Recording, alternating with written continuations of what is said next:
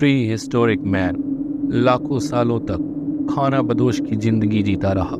उनका समुदाय हंटिंग और गैदरर्स द्वारा अपना जीवन यापन करता रहा, इसलिए खाने की तलाश में उन्हें निरंतर एक जगह से दूसरी जगह माइग्रेट करते रहना पड़ा। लेकिन एक क्रांति की शुरुआत होने वाली थी। यह क्रांति एग्रीकल्चर में महारत हासिल करने से होने वाली थी, जिसका नाम था नियोलिथिक स्टोन एज।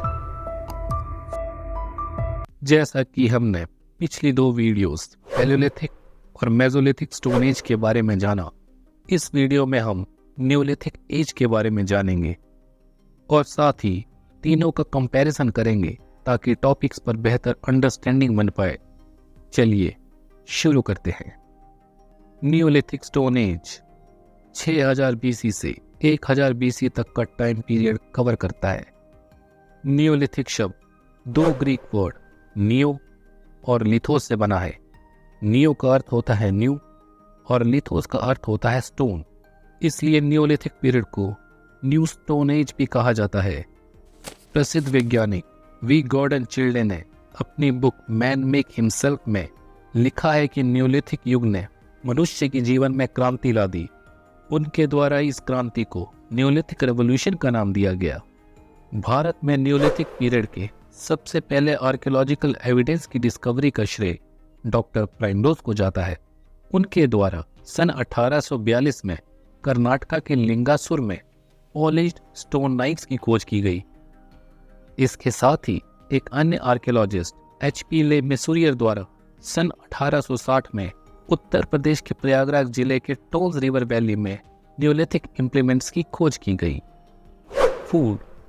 पिछली वीडियो में हमने जाना था कि पैलियोलिथिक पीपल हंटर और गैदरर्स थे, यानी वो अपना भोजन शिकार और फल इकट्ठा करके करते थे, जबकि मेसोलिथिक पीपल हंटर गैदरर होने के साथ साथ पशुपालन यानी एनिमल डोमेस्टिकेशन भी किया करते थे।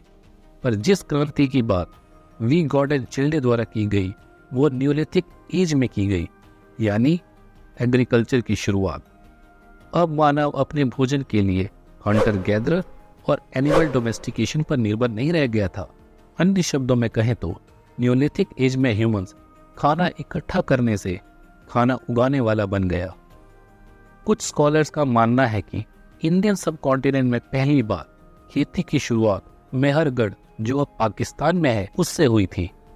नियोलिथिक लोग मुख्यतः गेहूं, जौ और चावल की खेती किया करते थे। गेहूं और जौ की खेती के अर्लीस्ट एविडेंस हमें मेहरगढ़ से मिले हैं, जबकि उत्तर प्रदेश के प्रयागराज जिले के महागारा और कोलदियावा भारत ही नहीं बल्कि पूरे विश्व में राइस कल्टीवेशन का सबसे पुराना प्रमाण प्रदान करता है। पॉटरी। एग्रीकल्चर और एनिमल डोमेस्टिकेशन के कारण ही बड़ी मात्रा में फूड ग्रेन और एनिमल फूड का प्रोडक्शन होने लगा। इस फूड को स्टोर करने के लिए बर्तन यानी पॉटरी मेकिंग की शुरुआत हुई और इस प्रकार मिट्टी के बर्तन पहली बार नियोलिथिक एज में दिखाई दिए। उत्तर प्रदेश के प्रयागराज जिले के चौपानी मांडो भारत ही नहीं बल्कि विश्व में पॉटरी मेकिंग का सबसे पुराना प्रमाण प्रदान करता है। क्लोथ्स। पिछली वीडियोस में हमने जाना था कि पैलियोलिथिक एज में लोग पेड़ों के पत्तों को लपेटा करते थे और मेसोलिथिक एज में जानवरों की खालों को कपड़ों की तरह लपेटा करते थे। पर नियोलिथिक एज में मानव द्वारा कॉटन की खेती की शुरुआत की गई और कॉटन के कपड़े बनाए गए।